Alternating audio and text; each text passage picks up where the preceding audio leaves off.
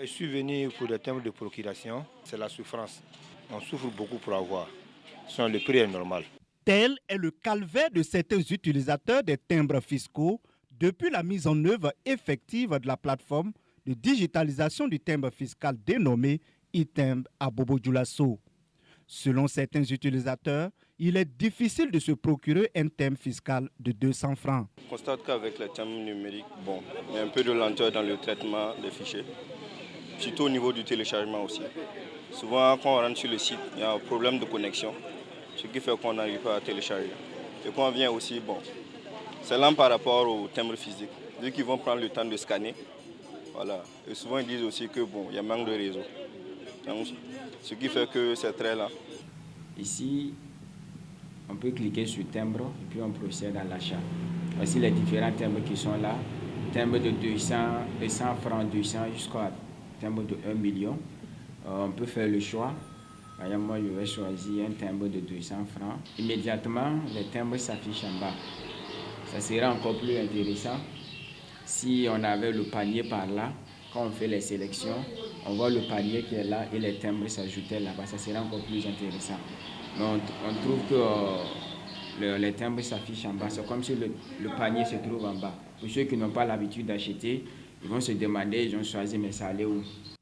La nouvelle plateforme de digitalisation du timbre fiscal a pour but, selon le gouvernement, de mettre fin aux ruptures de timbres fiscaux, maîtriser les coûts de production et offrir un accès à un service de qualité aux utilisateurs en tout lieu et en tout moment.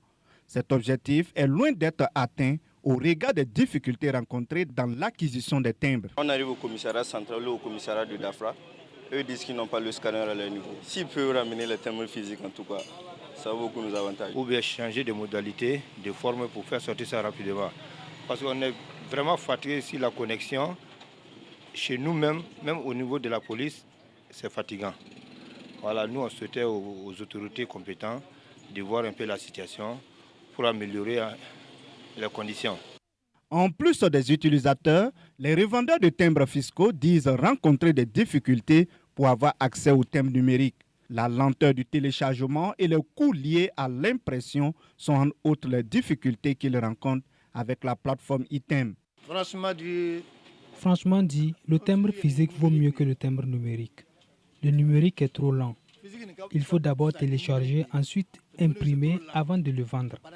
Et pourtant, le timbre physique était direct. Le numérique est lent chez les revendeurs et pour ceux qui légalisent les documents. Nous permet encore plus. Parce qu'il faut tirer, ça veut des frais. Il faut reproduire, ça veut des frais. Laurent prend des frais et les mégas aussi s'envoient, ça veut des frais. Donc ça diminue nos marges. Vraiment, le timbre fiscal est devenu problématique. Si on pouvait faire cela sous deux formats, en physique et en numérique, ce serait bien. Tout le monde ne peut pas l'acheter en ligne, car on n'a pas tous des téléphones Android. C'est très difficile même pour nous les revendeurs. Le manque de timbre fiscal crée véritablement des soucis. En attendant qu'une solution soit trouvée pour une meilleure utilisation de la plateforme iTimbre, afin de faciliter aux populations l'acquisition du timbre fiscal numérisé, les files d'attente ne cessent de s'allonger devant les commissariats, chacun cherchant à se procurer le précieux sésame pour la légalisation de son document.